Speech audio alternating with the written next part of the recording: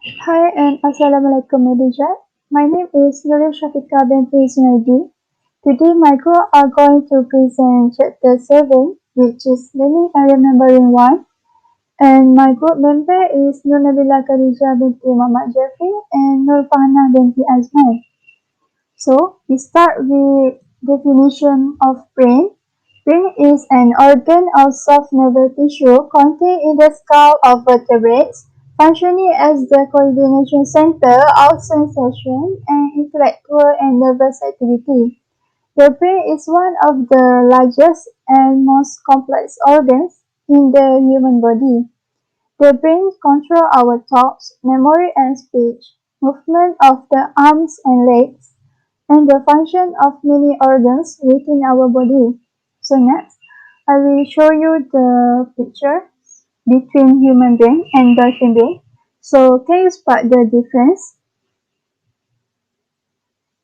So next, definition of mind. Mind is the part of a person that makes it possible for him or her to think, feel emotions, and understand things. The mind is the set of faculties including cognitive aspects such as consciousness, imagination, perception, intelligent memory, thinking, judgment, language, and memory. So next, forgetting. Forgetting is the apparent loss or modification of information already encoded and stored in an individual's short or long-term memory. It is a spontaneous or gradual process in which all memories are unable to be recalled from memory storage. Forgetting occurs at a dramatic rate unless you take action to prevent it. Occurs when old knowledge interferes with recall of new knowledge. Information may fade, retroactive interference, proactive interference, and new learning can interfere with the recall of old learning. So next, my friend Nabila will continue the slide. Hi, my name is Nabila Khadija with Muhammad Jeffrey, and I will continue with theories of forgetting. Here, a few theories of forgetting. The first one is amnesia, motivated forgetting, retrieval failure, trace decay, and interference theory. We will go one by one. Retrieval failure. According to this theory, we forget because we lack or are not able to use the correct cues to retrieve or access information stored in long-term memory. You can see this is how retrieval failure leads to forgetting. Next, trace decay. According to this theory, we forget because memory traces fade through not using them over time. If memory was not recalled consistently, they will begin to decay and forgotten completely. Trace decay theory focuses on time and the limited duration of short-term memory. This theory suggests a short-term memory can only hold information for between 15 until 30 seconds unless it is rehearsed. Next, organic cause. When damage to the brain causes abnormal functioning, it is said to be organic. For example, a stroke, tumor, and blow to head. This is the example of amnesic brain and brain with a tumor. Definition of amnesia and Alzheimer. What is amnesia and what is Alzheimer? Amnesia is a form of memory loss. Some people with amnesia have difficulty forming new memories. Others can recall fact or past experience. People with amnesia usually retain knowledge of their own identity as well as motor skills. And Alzheimer's disease is a chronic brain disease that gradually erodes an individual memories, intellectual abilities, and personality. During the early stage, the most obvious symptom is an inability to learn and remember new information. The cause of amnesia and Alzheimer's disease are dementia, anoxia, damage to the hippocampus, head injuries, alcohol use, and trauma or stress. Underlearning. When material is not learned well enough, it will be easily forgotten. If something is to be retained, it must be correctly learned first. Forgetting solution have 5 ways. First, set an alarm. And second, set it upload. Third, put it in calendar. Fourth, review daily. 5, draw a picture or diagram. Let's look one by one. First is set an alarm. Setting alarm is the simple way to remind yourself because we all have alarm clock in our phone. Take advantage of alarm clock and timers throughout the day. Set your alarm clock to remind you on your important day or things. Second is say it out loud. Don't become content just to read or listen to the material. Make yourself talk about the material. Bore your roommate or explain it to a study buddy. When you read out loud during studying, your sense of hearing becomes part of the learning process and has various benefits such as improve your ability to remember material. You are more likely to make connection with things you have read before on another page. And the last one is you are more likely to pay attention to the material in front of you. Third, put it on calendar. Calendar are often underutilized. Don't just make appointments for meetings, but also for tasks that you need to do.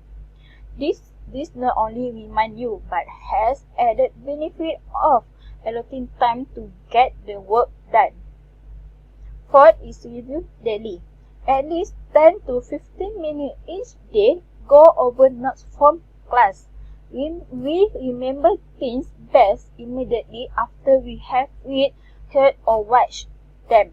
But as time passes, our memory begin to fade. That's why reviewing information regularly is so important. It allows us to transfer new knowledge and skill from short-term to long-term memory and then keep it there. The last one is draw a picture or diagram. Make an outline or create an image of associate of a technical word with its meaning.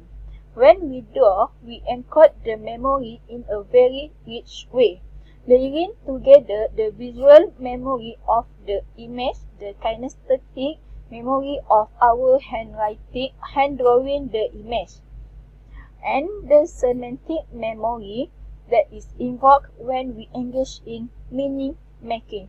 This is the example of picture and drawing and diagram. This is retention interval. Before we end, let's take a look at video how to memorize fast and easy. You remember information in two main ways, as words using your verbal memory or as pictures using your visual memory. They're different mental processes and they achieve dramatically different results. People never believe how absolutely crazy the difference is. So here's a challenge for you and you can prove it for yourself. First, let's test your verbal memory. I'll give you a list of 10 words and let's see how many you're able to remember. Here we go. Piano, elephant,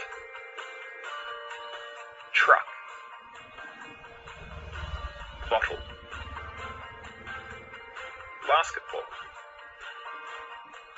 chair, pineapple, dog, painting, trampoline. Okay, pause the video and write down all the words you can remember.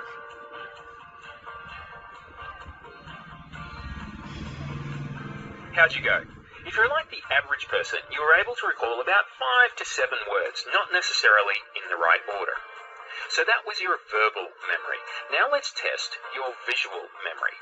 I'll give you another list of words, but this time I'll also give a short story and draw a picture. To activate your visual memory, just create a mental picture of everything I describe and draw. You can even close your eyes if you want and just listen to my voice. Here we go. Ferrari. Imagine you're driving a bright red Ferrari with the top down. The music is pumping above the throaty growl of the engine and your hair is blowing in the wind. Chicken.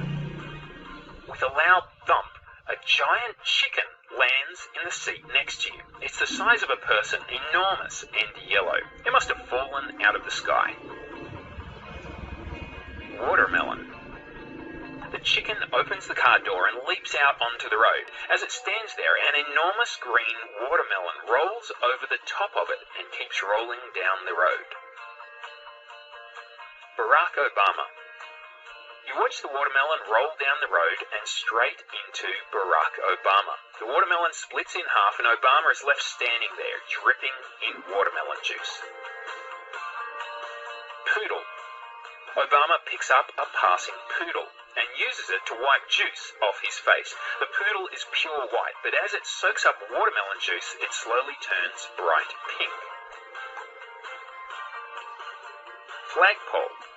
Obama throws the poodle away. It flies through the air and lands on the top of a tall flagpole.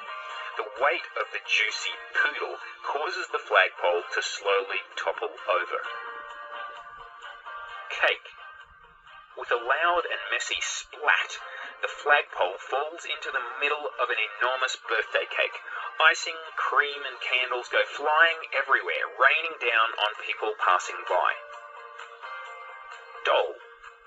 A large dollop of cream lands on the head of an oversized Barbie doll.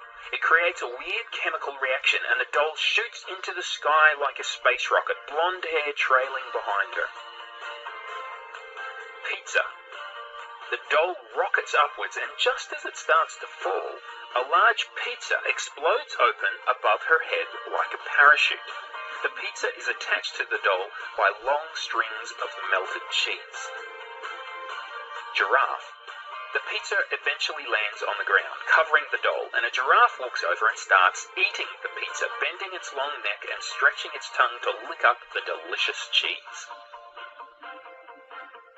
Skateboard. After eating too much pizza, the giraffe pulls out a skateboard, jumps on it, and starts gliding down the street, ducking signs and streetlights as it rolls along. Cigarette. The skateboard begins coughing, and it stops and uses one of its wheels to light a cigarette. The cigarette becomes engulfed in flames, and the skateboard throws it away. Statue of Liberty. The flaming cigarette flies through the air and lands on the torch being held aloft by the Statue of Liberty. The torch bursts into flames too. Ice cream. The Statue of Liberty comes alive and thrusts the burning torch deep into a big bucket of ice cream. It's cherry chocolate ice cream that melts and starts to bubble ominously. Fireworks. The ice cream explodes into fireworks, lighting up the sky above the Statue of Liberty with brightly coloured fireworks forming the words, "The End." Okay, pause the video again and write down how many words you're able to recall using your visual memory. The trick is to recreate a picture in your mind of each image in the story. Did you see the difference? And I did something sneaky. I gave you 15 words, not 10, but the average person would have been able to recall from 10 up to all 15 words, and mostly in the correct order. Leave a comment below and let me know how your verbal memory scored against your visual memory. Visual memory techniques have been around for thousands of years, but for some strange reason, most people only know verbal memory techniques. Verbal techniques are things like acronyms and acrostics, word associations and rhymes, and even songs, and they all need a serious chunk of boring repetition. They can be fantastic for a small number of words, but they don't activate the amazing power of your visual memory. If you'd like to activate the stunning power of your visual memory to memorize the entire periodic table of elements, We would like to finish up by saying thank you for your time, attention and listening to our presentation. We hope what we have shared will be beneficial for all of us. Thank you. Have a nice day, madam.